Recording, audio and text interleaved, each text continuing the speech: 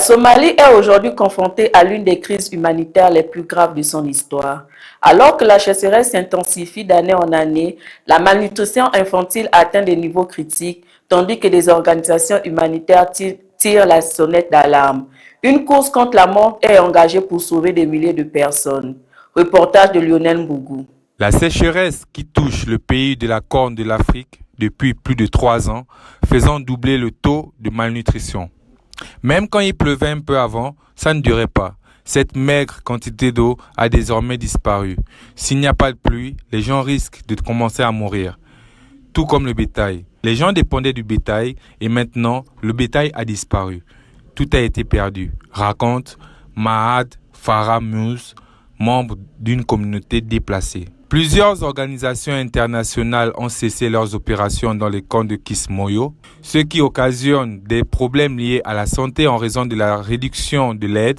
À ce jour, seuls 13% de l'objectif fixé pour cette année ont été collectés. Ce à quoi nous assistons dans tout le pays, c'est une crise de malnutrition. Nous n'avons tout simplement pas les ressources nécessaires pour y répondre comme nous le devrions. La situation est aggravée par la crise au Moyen-Orient qui fait grimper les prix dans tout le pays.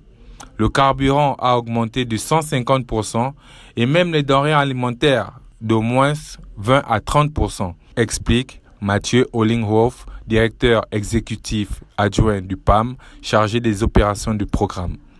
L'ONU a réduit son programme d'aide en Somalie, le faisant passer de 2,6 milliards de dollars en 2023 à 852 millions de dollars cette année. Bien avant d'être une tendance esthétique adoptée par la mode contemporaine, les coiffures africaines étaient un langage à part entière. Chaque tresse portait un message. Mais ces coiffures furent aussi des actes de résistance silencieuse, des outils de survie et d'affirmation identitaire. Plongeons dans un patrimoine capillaire millénaire où chaque tresse raconte une mémoire. Reportage de Lionel Mbougou.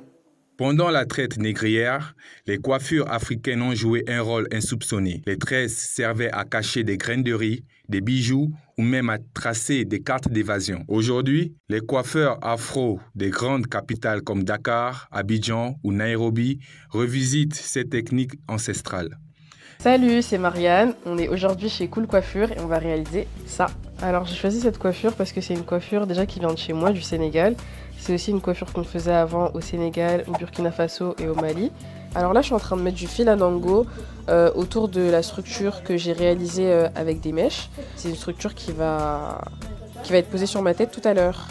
C'est très bien pour les femmes africaines de garder cet héritage-là. Ce côté africanisme-là, j'adore. C'est pas exactement comme la photo, mais l'objectif, c'est pas de reproduire exactement l'image, mais c'est plutôt de s'en inspirer pour pouvoir la recréer.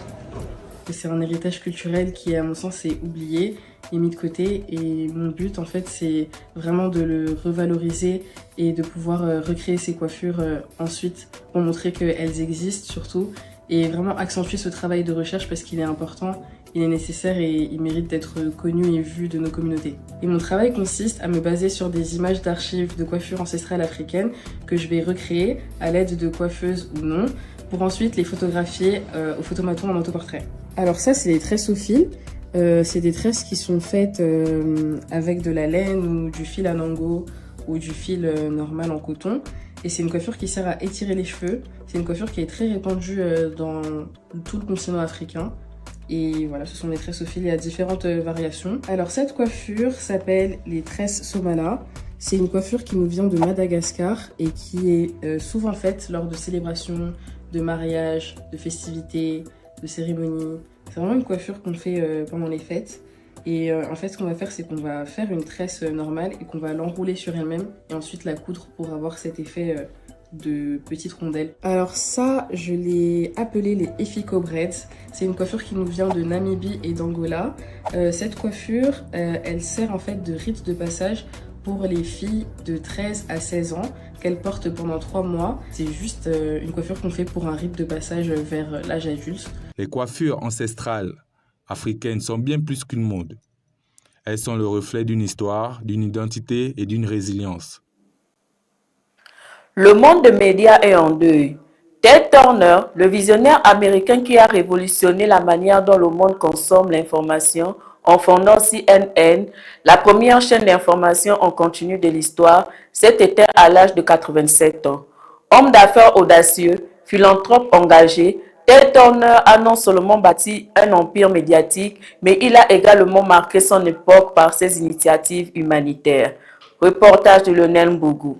Figure majeure des médias mondiaux, Turner a profondément transformé le paysage audiovisuel en lançant en 1980 le Cable News Network, la première chaîne d'information diffusée 24 heures sur 24. Cette innovation a révolutionné la manière dont le public accède alors à l'actualité, notamment lors des grands événements internationaux comme la guerre du Golfe, la chute de l'Union soviétique ou encore les manifestations de Tiananmen, largement couvertes en direct par la chaîne. Avant de créer CNN, Ted Turner avait commencé sa carrière en reprenant une entreprise familiale de publicité, puis en développant des stations radio et de télévision locales. Il a ensuite bâti un véritable empire médiatique comprenant plusieurs chaînes emblématiques comme TBS, TNT et Cartoon Network. Au-delà des médias, Turner était également reconnu pour ses activités philanthropiques et environnementales.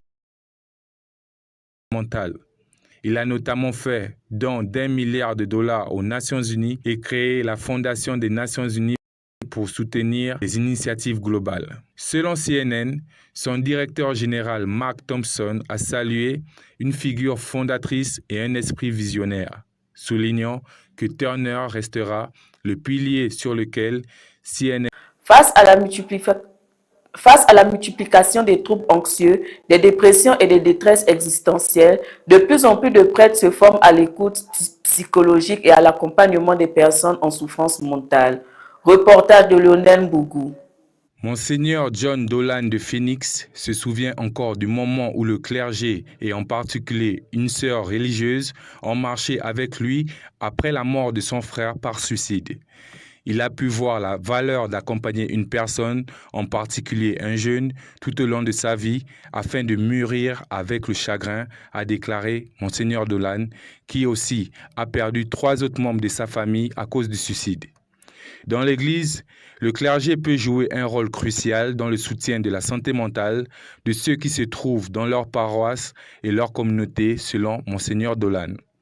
Bien que le clergé ne soit généralement pas professionnel de santé mentale, il peut fournir un soutien et des conseils aux personnes aux prises avec la santé mentale. Le clergé n'est pas seul. Il peut et doit travailler avec des professionnels de santé mentale et des réseaux de soutien confessionnels. Beaucoup de ces experts ont déclaré que les prêtres veulent aider dans ce domaine et que des ressources et de la formation existent pour les soutenir. Les dirigeants ont décrit une prise de conscience croissante dans l'Église pour la santé mentale. Monseigneur Dolan a appelé à prendre soin de ceux qui ont des besoins en santé mentale, une occasion de plus pour nous de rencontrer le Christ chez les personnes les plus vulnérables. Bien que les prêtres ne diagnostiquent pas, ne prescrivent pas ou ne traitent pas, ils peuvent éduquer, accompagner et défendre dans le domaine de la santé mentale, a-t-il déclaré. Le clergé, comme dans tout, est là pour accompagner et soutenir une personne, lui faire savoir qu'elle est aimée par Dieu et jamais abandonnée. Le pape Léon XIV a célébré ce vendredi